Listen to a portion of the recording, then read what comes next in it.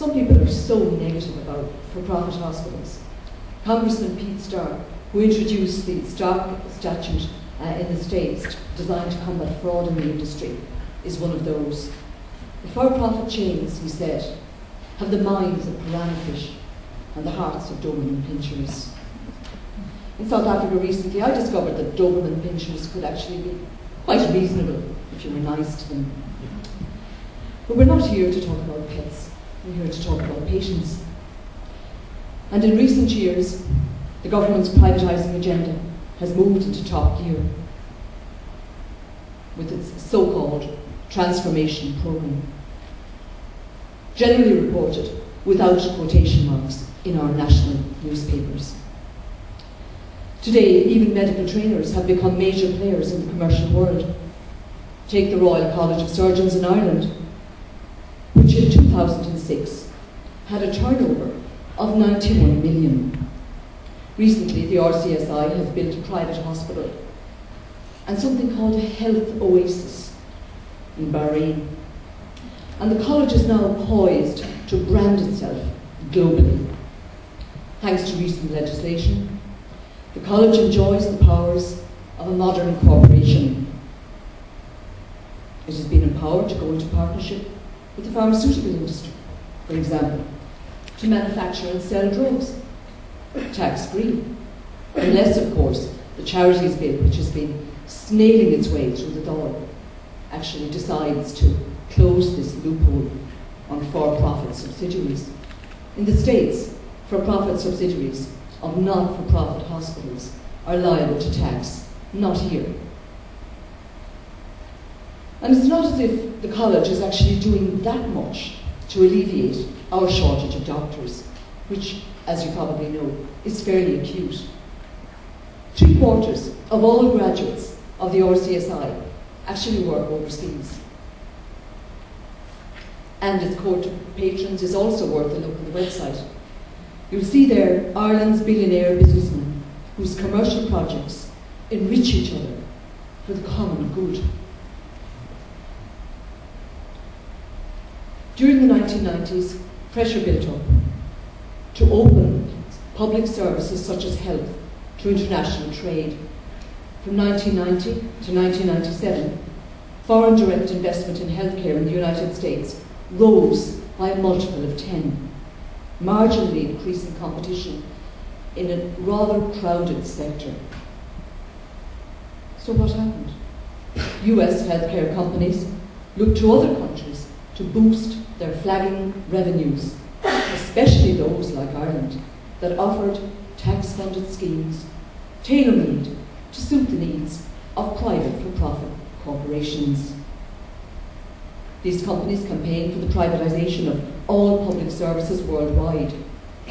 And when the GATS agreement, the General Agreement on Trade in Services, was signed in 1995, just 1 in 4 countries opened their health services to the market. But Article 1.3 of the agreement said the right to exempt public services from market forces did not apply if a service was provided on a commercial basis or if it was supplied in competition with one or more service providers. Health services in Ireland are well established on a commercial basis. Public hospitals are now in competition with other providers, as we now call them. But public hospitals are actually disadvantaged. Here in Dublin, for example, cleaners have taken to hiding their mops and detergents because the HSE has cut back on cleaning agents. The war of the brushes is looming. But how can the public sector actually compete with the private sector if it doesn't have enough mops? Nearly all public hospitals in Ireland are heavily involved in commercial activities. Instead of a standalone public hospital system, we have something quite different, a public-private mix. Private non-profit institutions, usually misleadingly called public voluntary hospitals, are actually quite powerful here, thanks to the combined efforts of the Catholic Church and the medical profession.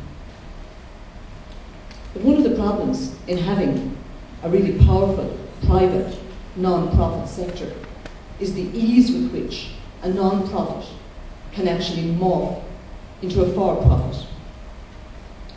The nuns, for example, once ran a non-profit hospital system, but in recent years, the nuns have joined the ranks of developers, investors, and doctors who make money from the aged, the sick, and the dying. Take the Sisters of John of God, for example. They sold their hospital out even in Kilkenny to a for-profit company headed by a cardiologist, John Clark, among others.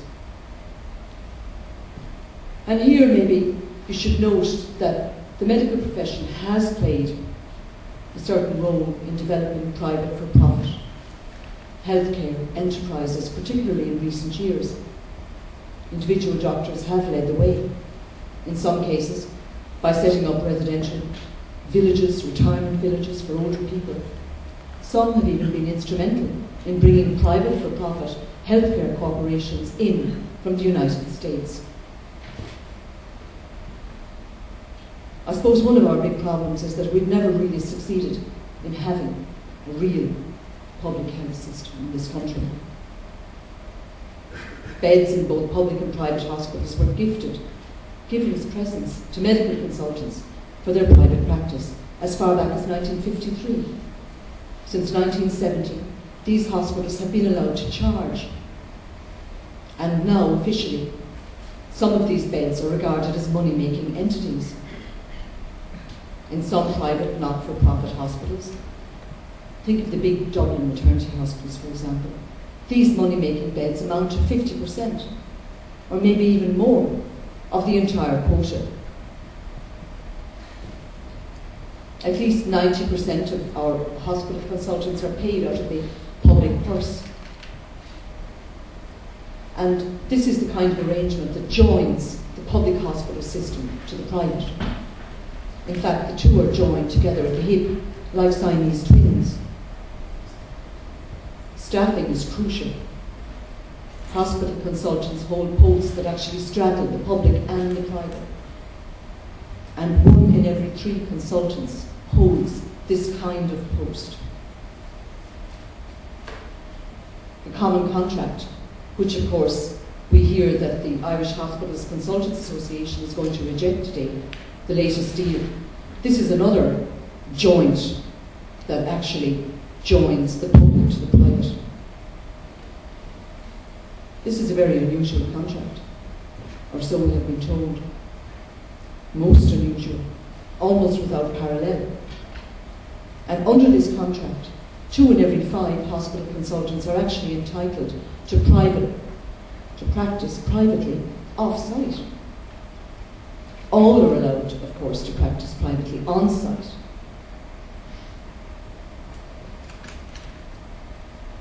Public patients are now being treated by a variety of providers, including domestic and overseas companies. These investor-owned corporations are very different to what we've seen before. They mark a sea change, where the owners are no longer the managers, and where patient care may actually have to take second place to turning a profit. Research on the for-profit sector is quite negative, to say the least. Health services run for profit tend to be less safe. They cost more than the alternatives. Death rates are higher in for-profit institutions, and the profit motive leads to over-testing and overuse of medical procedures. I mean, here we've just got to look at the private nursing home sector. Lee's Cross was the one that attracted the most attention. But there have been problems in quite a number of these hospitals. Low staffing and poor hygiene among them. We've also seen one of the biggest providers of private cosmetic surgery, advanced cosmetic surgery, close. It's just been wound up, bought as a going concern by a British building firm, Artisan Construction Group.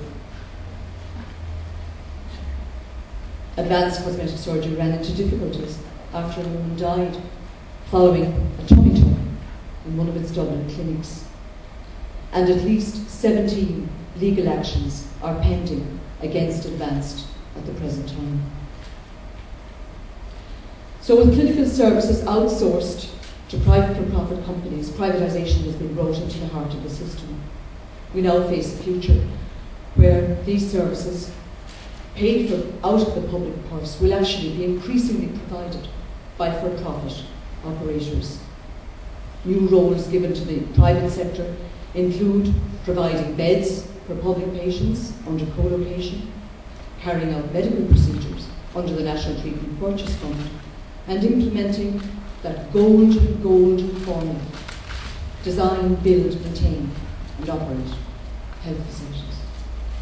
In Dublin and Waterford, private patients, public patients, are being sent to the University of Pittsburgh Medical Centre Health System.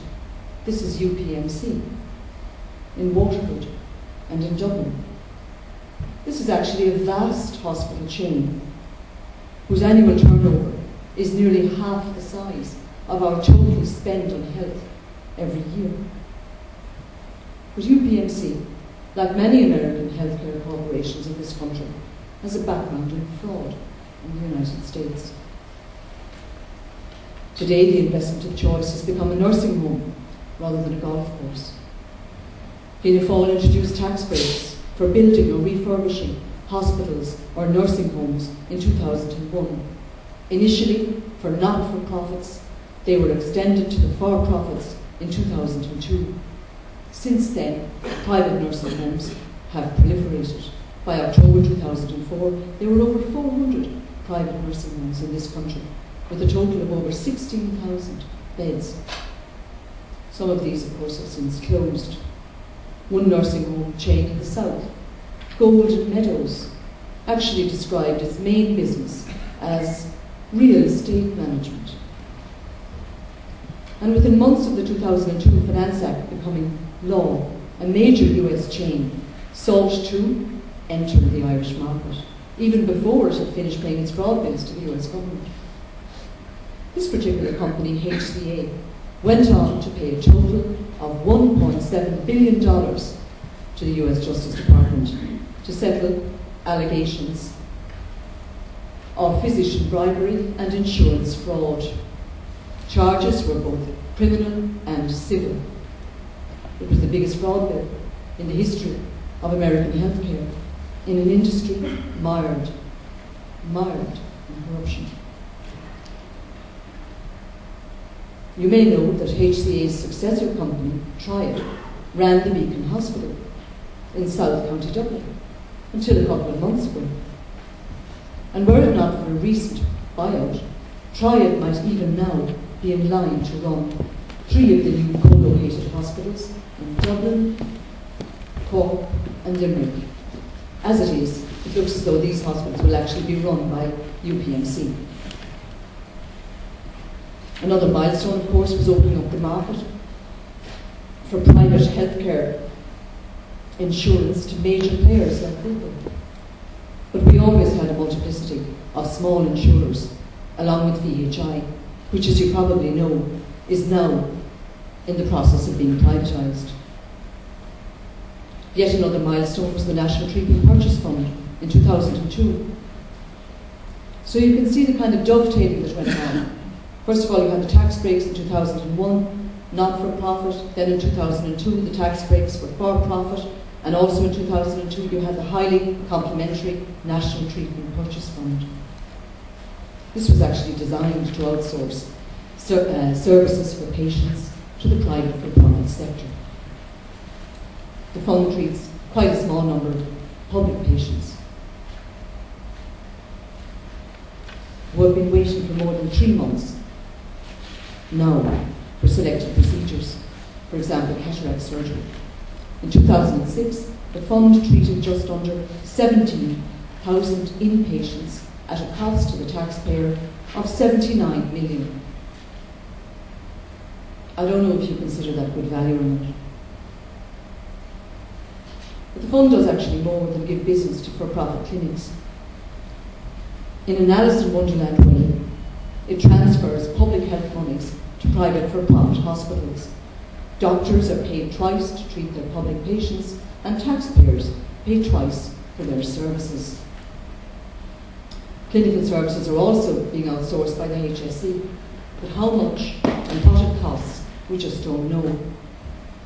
There is almost no transparency, no accountability. Then we come to PPPs, public-private partnerships, which, as you all know, were first designed for road building, now used for hospitals as well as schools. In 2005, the Minister announced the building of 6 oncology units for cancer patients at a capital cost to the public purse of over €400 million, most of it funded through PPPs. 1 year later, we were told that the capital cost of these radiotherapy centres had jumped to €550 million, plus €72 million annually in running costs. But the media just failed to notice. GP services now look set to be corporatised. Large multi-professional centres are being planned, and it's almost certain that these also will be built through PPPs. But I suppose of all the nuts and bolts of privatising in this country, privatisation, it's co-location that has actually caused the most controversy, certainly in public. The co-location of small private hospitals on large public hospital sites is the biggest public-private partnership in health in the history of the state. It's a particularly invidious form of privatisation because it will strip the public hospital system of its most valuable assets, its medical consultants and their patients. It's actually a developer's dream and will hugely strengthen the ties that already exist between the public and the private system in this country. Developers will see almost half the cost of the build offset through tax breaks. Taxpayers will forfeit €500 million for hospitals they will never own. Staffing will be guaranteed by publicly employed medical consultants, and profits ensured by a steady stream of public patients referred from A&E for minor emergencies, or, in the alternative, for planned treatment, all paid for by the public purse, all facilitated to cherry-pick profitable procedures and cream-skim wealthy patients. Meanwhile, the public hospitals are left to pick up the tab for intensive care and major A&E, because this is what really costs in the system. Around half of all our acute hospital beds will soon be money-making. Private for-profit hospitals have been shooting up all over the country, uncontrolled, like ragwort. Co-location will add 1,000 beds to the for-profit sector. Now, if you add 13 tax-fueled, investor-owned hospitals to the mix, the proportion of money-making beds in Ireland is set to rise to almost, at a minimum, 45%. This will actually put us in the world league in terms of for-profit beds. But I think this is a dubious distinction. The government has now decided to create an internal market in cancer testing. I was speaking to a journalist last evening who actually couldn't understand the idea that the word market could be applied to health. So I actually used the example of women's smear tests, and then she found it a bit easier to follow. Half the country's public laboratory services have recently been put out to tender. Public hospitals are now being forced to compete with private for-profit corporations. Last year, HSE outsourced smear tests to the United States, to Quest laboratories, in fact, and their results were later criticised both by general practitioners and by medical scientists. What you may not know, and this is something that HSE has indicated that it just does not have a problem with, is that from 1996 to 2004, Quest is reported to have paid over $175 million in fraud fines to the US government, billing for medically unnecessary tests and overcharging for cancer blood tests were among the charges. Quest is now hotly tipped to win the current competition for women's smear tests in this country, in a round that will lead to the emigration of highly trained and experienced Irish medical scientists from hospitals like the Cooth Women's Hospital. And this is happening as we speak. Private interests are facilitated by the existence of a revolving door between the public and the private. Look at the Food and Drugs Administration in recent years in the United States, for example, and what's happened there. But here, too, we have a revolving door syndrome. Actors may enter through the public and leave by the private. They may enter by the public and leave by the private. Here in Ireland, the decision, for example, to outsource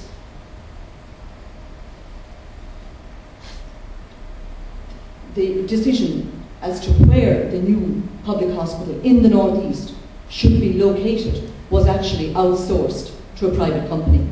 That company was called the Health Partnership. And the Health Partnership is actually a strategic partner of UPMC. It's also been involved in the development of the Beacon Clinic in Dublin, the Whitfield Clinic in Waterford. It's currently involved in a number of other private for-profit ventures around the country.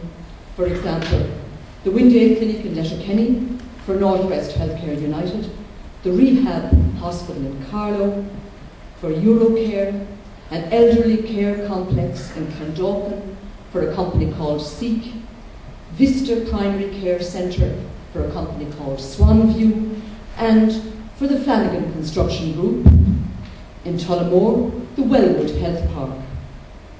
This park, incidentally, has been described as effectively a co-location, modelled on similar facilities in the United States. The Health Partnership has two principals, Noel Daly and Deirdre Foley-Woods.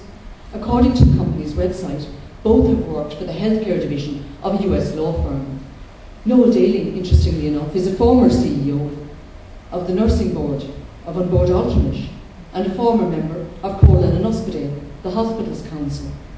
Deirdre Foley-Woods, meanwhile, has a background in PPPs in Britain. She advised National Healthcare on PPPs for Bradford and Burton NHS trusts and a huge development in the Queen's Medical Centre in Nottingham. So it seems to me, without raising any specific questions in relation to the company in question, that in theory, entrusting such a sensitive decision as to where to site a major public hospital to a firm with such a strong profile in the private sector raises questions about possible conflicts of interest. Our public health system is now being stripped out by stealth. We're now facing the biggest closures of beds, services and hospitals since the purges of the 1980s. Over 4,000 public hospital beds are slated to close over the next 6 years under various guises. Centralisation, regionalisation, I think you're familiar with all of these labels, and a particularly successful one, of course, the National Cancer Strategy. These strategies have been carefully designed to minimise public resistance to these cuts, and they are often presented uncritically by a media that too frequently fails to interrogate spin. There are exceptions to this rule, of course. HSE is now looking at selective elective cuts to use their own term in the northeast. Closing smaller A&E units at night, for example, is one cost cutter that's being discussed. This is death by geography, to use a famous phrase invented by Johnny Goldman. These public hospitals are now on the long road to closure. We have 53 acute public hospitals in the country at the present time. When the government bed cutting programme has been implemented, we will end up with 12 or possibly 10. And this is despite having one of the lowest hospital per head population ratios in Europe. But commercial organisations stand to benefit from these closures. Reconfigurations, to use that weasel word again, smack of cost cutting, but they also conveniently create business opportunities for powerful interests. The walls of the public health system are being pulled down from within. Cost cutting is now being used to drive centralisation. And centralisation, as we have seen, is a Trojan horse crammed with private for-profit soldiers.